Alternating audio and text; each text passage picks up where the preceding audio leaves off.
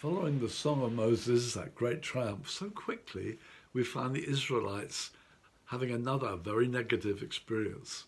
They run out of water going through the wilderness. It says after 3 days, when there's no water and panic is beginning to run through the nation, there's the word, hey, there is water up ahead.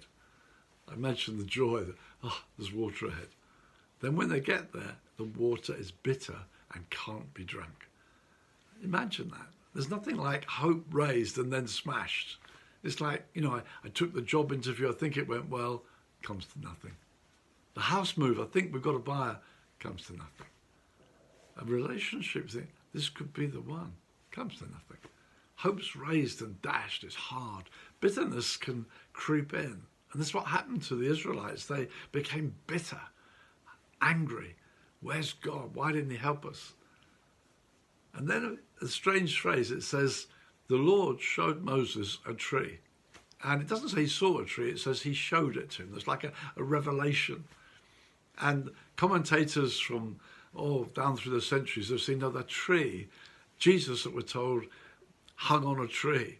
And they've seen, this is a tree, it's the cross of Jesus. And we need to learn to apply the cross into situations that make us bitter. It's the way we get free. Otherwise, a root of bitterness can grow up inside you and do you terrible harm. Bitterness is a terrible enemy. We need to take the cross and throw it into our circumstances. I remember as a young Christian when I turned my back on my very sinful lifestyle and wanted to start living for God. And I said to my friend, let's go to the Keswick Convention. It's like a holy thing to do. Took my motor scooter, which was all I had, and we drove off from Brighton on the south coast right up to the north of England, to the Lake District.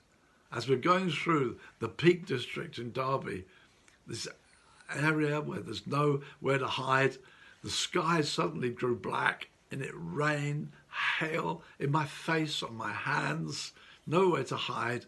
And I thought, Lord, we're going to Keswick. Couldn't you have looked after us? And I thought, God, why aren't you helping us in this?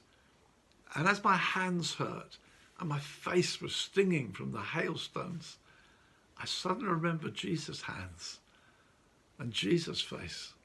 And I shouted to my friend on the back, what about Jesus' hands? What about his face? What he suffered for us? And that terrible anguish of going through darkness and misery with no way through it seemed. We threw the cross into the bitterness, his hands, his face, what he endured. And we began to sing. It was amazing. We sang and celebrated. God took the bitterness away. That was my early experience. There's been many over the years. You just throw the cross, throw that tree into the bitterness. Learn to live in the light.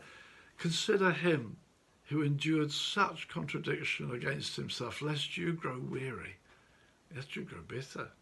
Consider the cross. Consider all that he endured for you and let it do its healing work to make you free.